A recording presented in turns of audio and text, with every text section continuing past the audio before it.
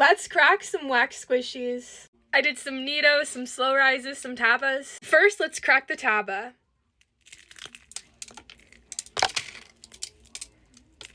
Five out of 10. Next is the mini egg.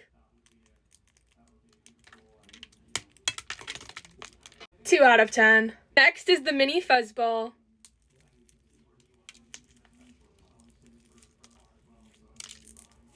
4 out of 10. Next is the nice cube.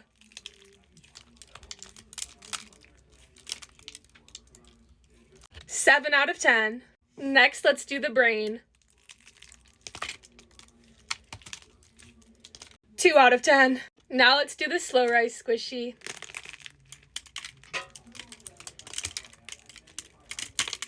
There's wax all over me. I need to go shower. I don't think I left them in the freezer long enough, so make sure you follow for part 2. And let me know which one was your favorite.